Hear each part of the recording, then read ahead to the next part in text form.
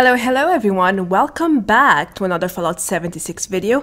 Patch 13 is now live and Nuclear Winter is in Morgantown. Let me show you 10 essential things that you should know about this new map.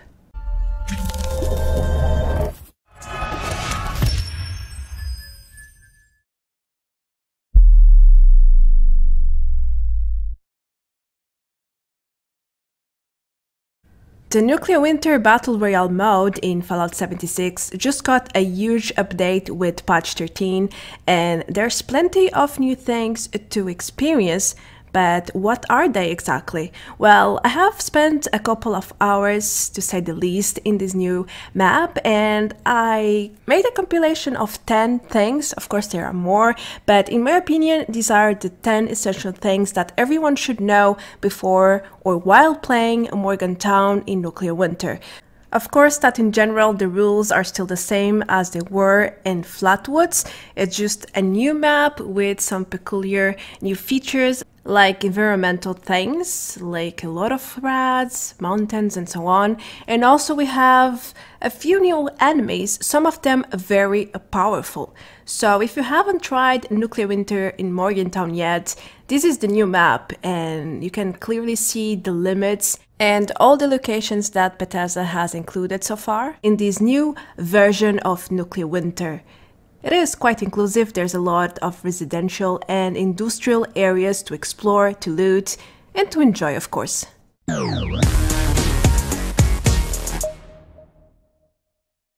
Something very important that you should know is that there are many new powerful enemies that can easily kill you.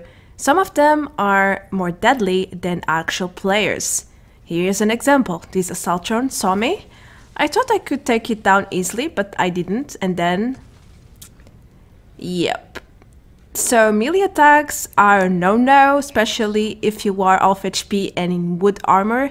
It is very dangerous, and you will most likely die to an Assaultron if you don't instantly take it down. Now, Radscorpions are also quite strong. They have poison, they hit hard, and they are very resilient. As you can see, it takes several crossbow shots to take it down. Normally you only need one shot to kill dogs or ghouls. And we also have bloatflies now. At least they are not so strong. They normally go down very quickly, but don't mess with them. They can also do some damage if you let them attack you repeatedly. Now the fourth new creature is the Grafton Monster. And this one is like a bullet sponge. It is really tanky.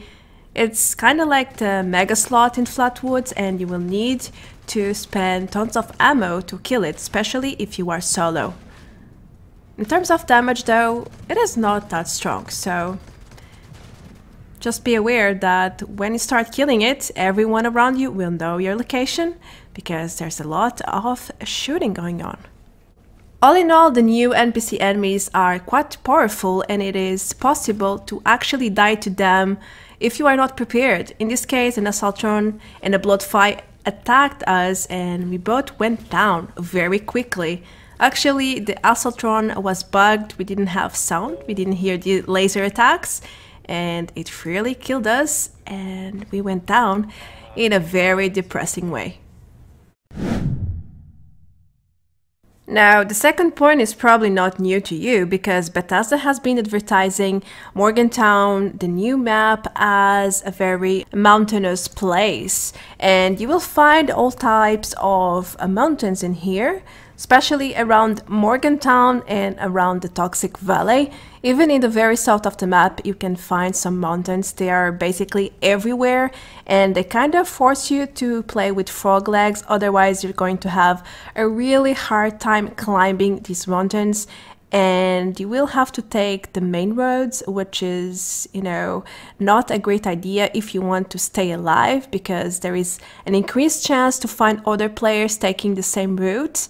So Yeah, I think that Morgantown forces you to play in a certain way and also requires you to adapt your build in order to climb all these mountains that are all over the place. And they have some advantages as well, like you have more cover, you can have more strategic points, like there's a balanced point in here. Just make sure to get staircase or frog legs to be able to climb as much as you need to. In case you haven't noticed yet, Bethesda has released 6 new challenges which are time limited for the new map to celebrate Morgantown in Nuclear Winter. And you need basically to play and earn experience in order to unlock all of the 6 new items. They are mostly cosmetics for your camp or for your character. There are 4 new decor items and 2 outfits, let's call them. One is an outfit, the other is another armor.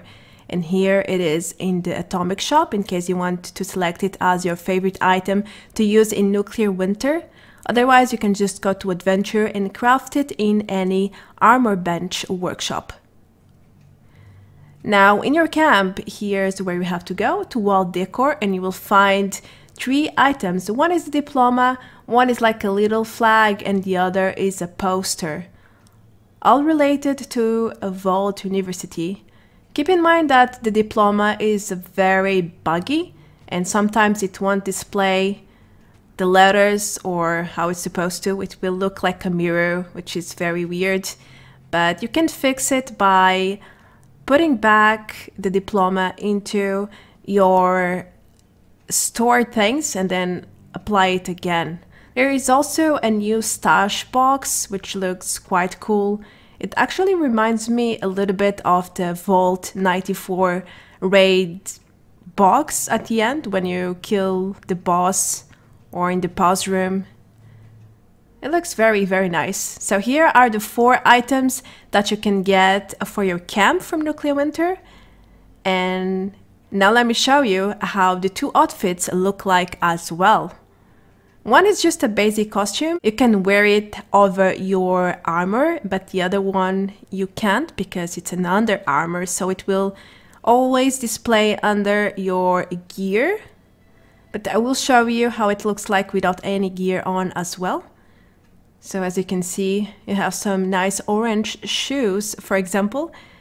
It is orange and blue to match the theme. And this is how it looks like without any gear on.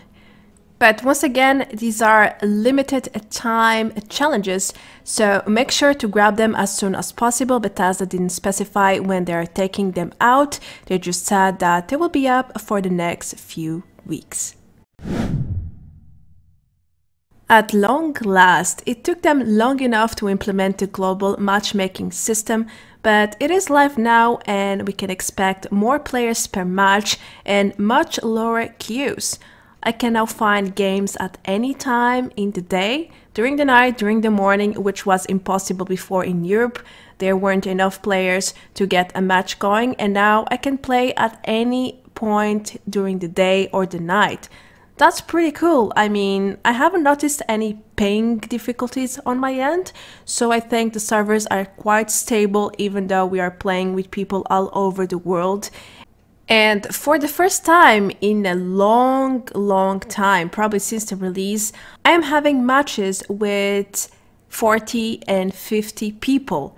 That's like, wow, I haven't seen that in months, literally. So that is great and very refreshing. In this new Morgantown map, we also have 2 new weapons, the Gauss Rifles and Assaultron Heads, which are 2 energy weapons. Now, the first one is very strong, but quite difficult to aim. Also, the fire rate is slow, but it does tons of damage. Here is an example of me hitting this player for over 100 damage per hit without any perks to boost it except for Bloody Mess.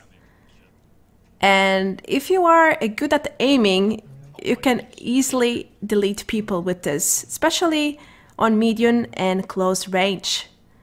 Another example of epic damage with the Gauss Rifle. Moving to the Assaultron heads, I haven't really seen them that much, but I heard that they are very strong and you can easily one-hit people with it. This is confirmation. This guy one-hit me with full HP and scout armor as well as the HP perk, so I think this is a very strong weapon for close range. Keep in mind that you have to keep reloading it in order to shoot it. If you change weapons, you have to reload again. Morgantown has way more mountains than Flatwoods, that's for sure, but radiation is also quite higher. It is basically everywhere, especially because part of this map is in the Toxic Valley, and we have the lake that is filled with rads. So if you want to cross it, you will have to immerse yourself in these toxic, yucky waters. There is no real way around it. Also inside Morgantown you will find rad barrels almost everywhere you go, and the water stream is also a bit toxic. Not as much as in the Toxic Valley, but it is still quite toxic, so make sure to jump over any water you see, or if you have to get inside to cross it, make it as quickly as possible. But it's not one in the water, it's basically around crates, around houses, around most things you can think of, especially in Morgantown.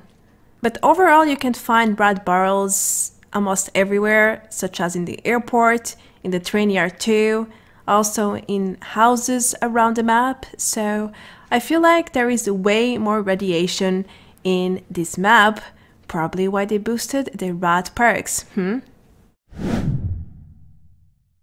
If you have played Nuclear Winter in Morgantown yet, you will probably notice something very different, and that is when you take down someone or kill them. There is a new animation and a new sound as well. How peculiar. I mean, this is a really great change because before, the only way to understand who had killed whom or downed whom was through the feed, and that's at the very top left corner, which could distract you from what you're doing. You know, if you are in a fight, if you are looting, and then you have to look in another direction, that could easily distract you and even put your life in danger. So now we have these notifications in the center as well as in the feed, so it is much easier and user-friendly to check whatever is happening. Who have you downed? Who have you killed? Or what's the status of the battle, really? There were some changes in terms of perks for Nuclear Winter as well. For instance, Rad Resist has increased from 40 to 650. Refractor has also changed, and energy resistance is now 80, it was 40 before. Overly generous also got changed, and Rads inflicted have now a chance to be 200 instead of 50, and Deadman sprinting is a little bit different. While below 50% HP, run speed is increased at a greater action point cost, whatever that means. Now, there is no real way for me to prove that there is more loot in Morgantown, but it surely feels like it. There are so many houses, so many balconies, so many industrial places where you can go inside, to the roofs, to little rooms, around them even. There are so many crates, it is crazy. It really feels like there is way more loot than in Flatwoods, but maybe it's just my imagination. Also, because there are so many residential places in Morgantown and surroundings, it means that you can hide much better than before. Also, all the mountains provide you increased camouflage to sneak. You know, all the grass, all these edges, all the stones. It is very easy to stay hidden if you want to, even in the city.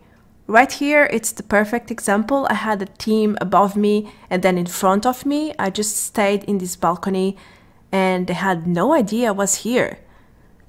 One of them even looked directly at me, but he didn't see me at all. So take advantage of your surroundings. You can surely live longer this way. The last thing you should know about the Nuclear Winter in Morgantown is that the main menu music is supposed to have a new setting that can disable or lower the volume of the music. But I haven't found this option yet. I checked in audio, in-game display controls, everything. I even asked around if people knew where this option is, and no one really seems to know where it is. Bethesda, did you forget to add this option?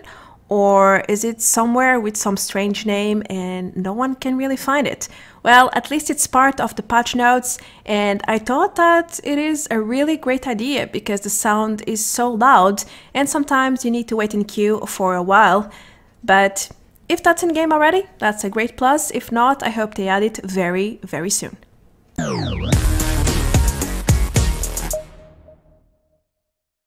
And these are the 10 things that you really should know before playing Nuclear Winter in Morgantown.